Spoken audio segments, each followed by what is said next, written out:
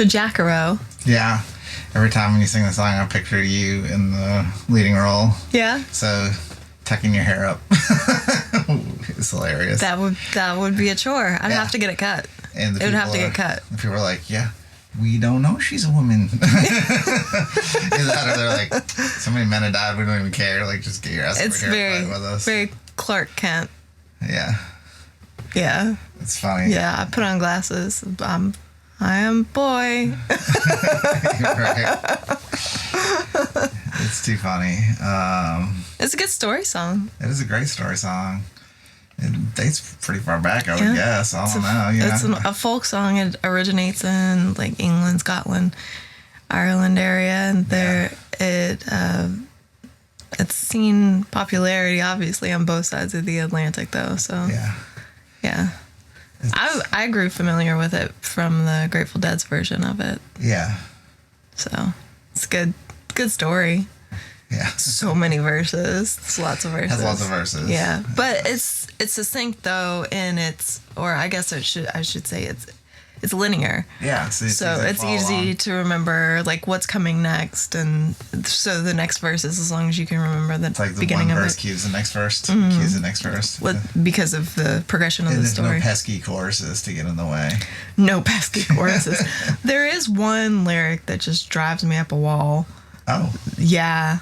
Yeah, and I don't know if it's in all of them. Do tell. It's the last one. She sent for a physician to quickly heal his wounds because it doesn't rhyme at all. It messes up the entire rhyme scheme. Yeah. It just sticks out like a sore thumb. Nothing really works there, right? It doesn't. They just want to tell the story. And also, like, the cadence of singing the word physician is difficult there, but I mean, you could have went with doctor. I guess. Well, a lot of, and I wonder if it has been changed over the years because... I'm sure lots have been changed over the years. I was looking up because I'm like, what is Jackaro? Because I always think like that's Jack that rows, like, because he's a sailor. But it was actually Jack Munro or Jack Mulrow, depending on where you were coming from. Or Jackie, there was Jackie McCatchy or something like that, where it didn't go with the row at all. So there's a lot of different names to the song depending on where you have heard it from. Yeah. It's like, so I wonder if that lyric has changed. Some of these traditional songs, they like to add the O, like Peggy-O. I mean, it makes sense because I feel there's certain lilts of a song that people, even if they don't know the lyric, they'll go along with it. If they know the ending part, they'll pretend like they knew the whole lyric and they'll sing along with it. Right. And I'll tell you this, like, we tend like the stories we tell ourselves. Yeah. Like the story is very obviously direct, so there's not a lot of room for storytelling in your own mind. But in the title itself, like, I never assumed Jackaro was the name. I always thought it was like Jack of someplace, like row. Oh, see, I thought it was his job. Row being short for something. Row being short for something. Actually, it was the name she adopted. It was Jackaro. His name, and it never alludes to her actual name. Right. And it only ever calls him Jackie. Jackie's gone a sailing.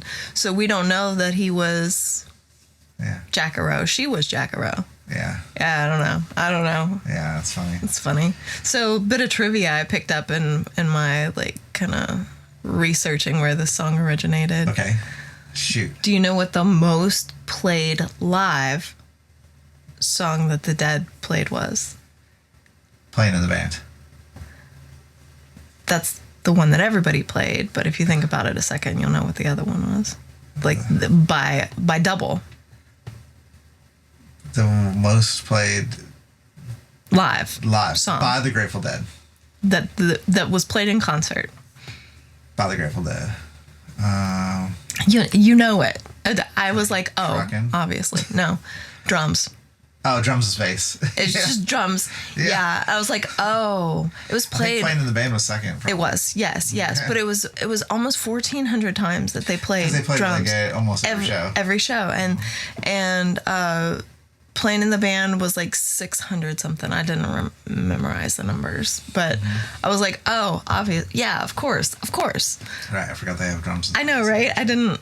But then I saw that, and there was a lot. It's funny that it's attributed on set lists as Drums of Space, and so it's like a song. I wonder if they actually had a like a copyright or something on it. Like so that when they performed it, they would get paid for their. Well, they PROs. should. If they didn't, they should.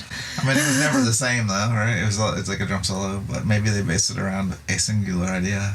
I don't know. I don't know. Maybe they changed the idea every night, but that was the idea. It's a cool concept. Do you know the last song that they played in concert? It moved me to know. It wasn't The Music Never Stopped, but it was similar to that. Oh, that would be amazing. It was similar to that. It's one we've done. It's a Jerry ballad, right? It's one we've done. And I can't think what it is. Box of Rain. Box of Rain. Oh, Yeah. Really? Yeah. I did not know that. Yeah. Interesting. Yeah, it was kind of moving to even read it. So Jackaro, I wasn't really a fan of like the Electric Dead version of it. Like, I think I got into it because of the pizza tapes with Tony Rice. I think it's on that album with Jerry Garcia and Grishman. And I've also heard versions of David Grishman, and it's weird that I haven't heard more versions of the song. I think I got into it because Russ wanted to do it originally. Yeah. And he was like, Jackaro. And I was like, oh my gosh, okay, let me listen. It's a good song. It is a good song. Yeah. It has movement even with just one guitar. Yeah. As a lot of bluegrass tends to have. Yeah. The problem with it playing on only one guitar as opposed to an ensemble or bluegrass ensemble or a band is that if the momentum hesitates even for a second, then you're responsible for all of it. Yeah. So you can definitely have like some hitches in your giddy up if you're not careful. Yeah. So playing it live is sometimes a challenge, especially getting in all the little flourishes that this particular song has that are signature. Yeah, they're pretty. Even though they are redundant, they add a lot of punctuation to the verses and separation, so I think they're important. But it'd be cool to have the bass going boom, boom, boom, boom, boom, boom.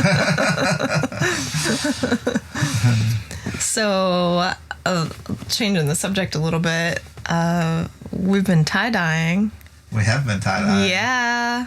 And we've been recording. We've been recording. And we've been traveling. We have. We just got back from New Orleans. That was sweet. It was a great time.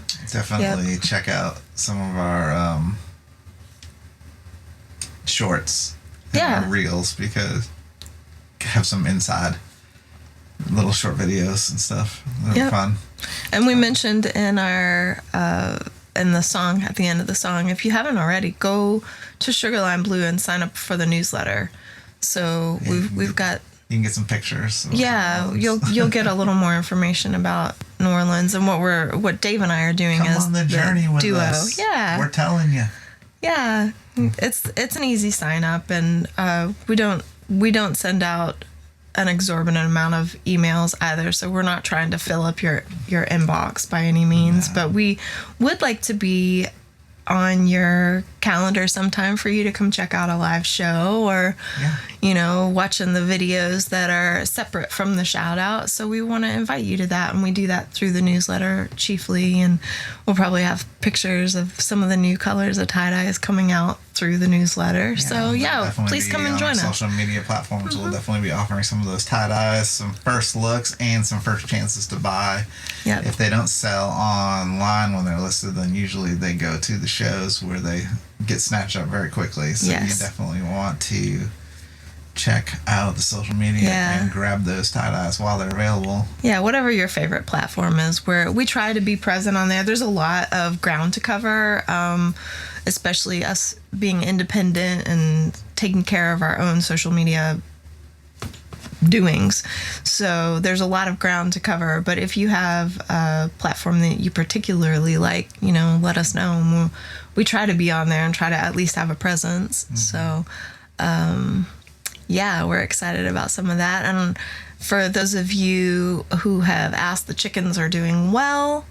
The goat went home. The cows have stayed home.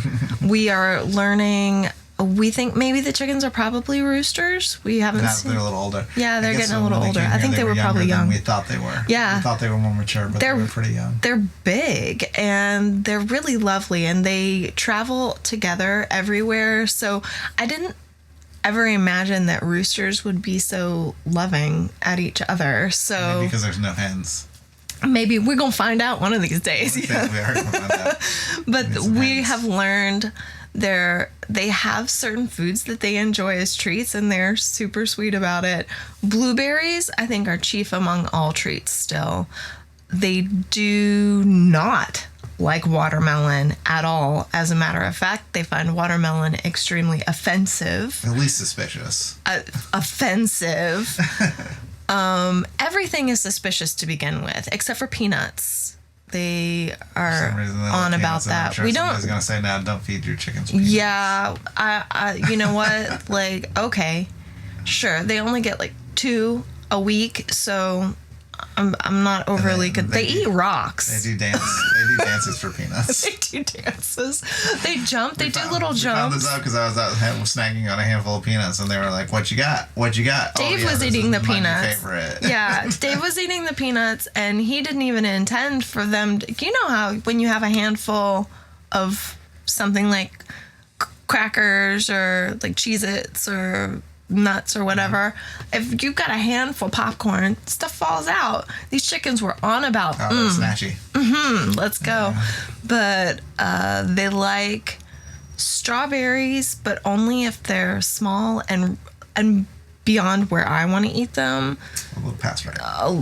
Fermenting. So maybe our chickens like strawberry wine. They like blackberries, especially if they're mushy. They like the edges of the peach skin, but only if it's really wet. If it's dried out at all, they don't want anything to do with it. Like moisture foods. Raspberries. Mostly.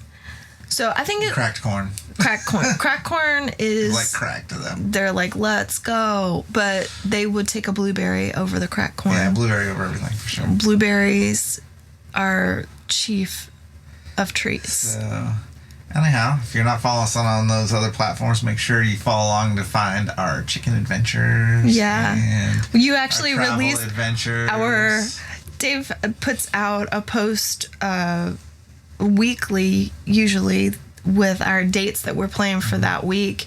And this week he used a beautiful psychedelic chicken graphic. I'm in love with it. Yeah, I'm in love with it. Yeah. Well, actually, for the last few weeks, we've had chickens incorporated. Yeah.